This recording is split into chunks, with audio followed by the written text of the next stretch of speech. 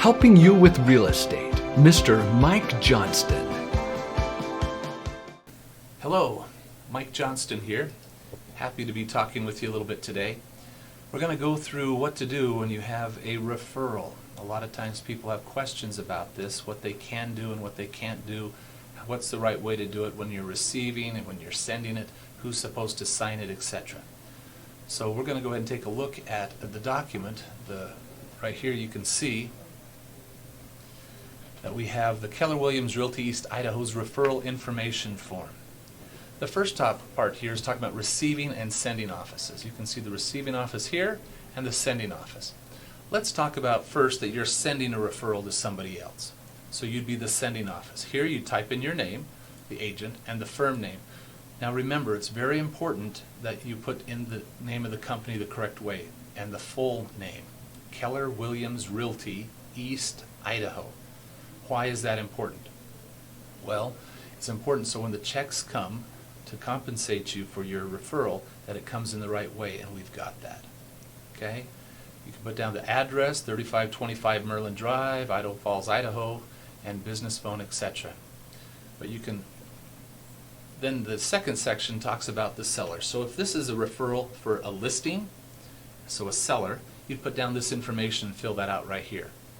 Now if it happens to be that it's for a buyer, you can put down and fill out the buyer section here.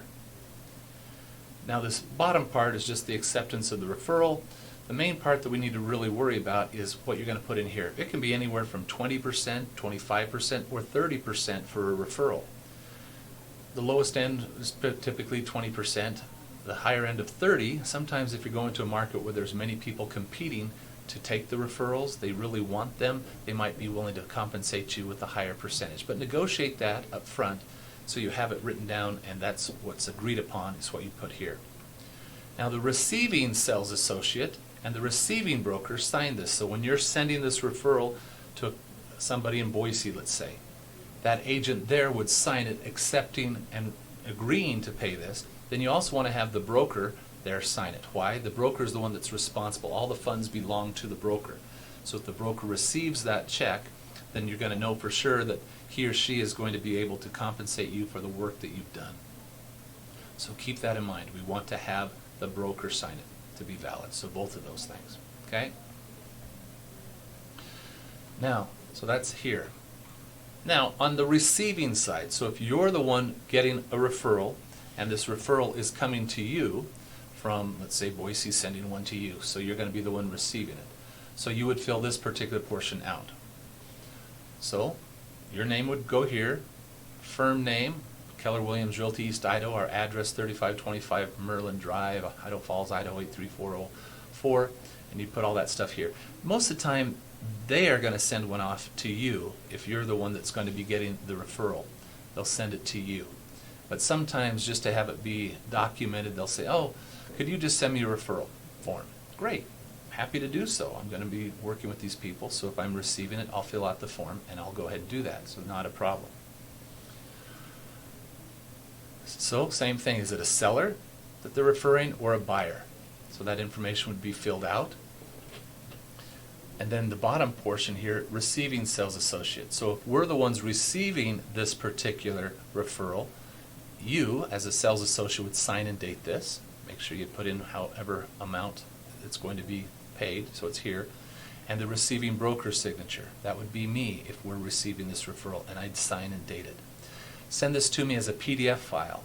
That way I can make sure everything is correct on the form and then sign it, and I'll send it back to you. If you send it to me electronically, many times it's hard if they haven't put in the company name correctly or something else.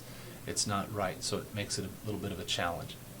Now some of these particular forms also, depending on which one you use, might ask for the tax ID number for the company, and we have that and we can fill that out as well depending on the form. This is just a simple form that is inside Instanet under the company forms, so you can download this and utilize it. The last couple of pages just talk a little bit about how to fill this form out and what to do, etc., so it's there. Now remember, when we fill out this particular form and you send it off, the receiving office, receiving the referral that's going to be paying the referral to somebody else, typically would like to have a tax form, a W-9, filled out by the company that shows that here's their tax ID number, so when we pay them, we can do so correctly.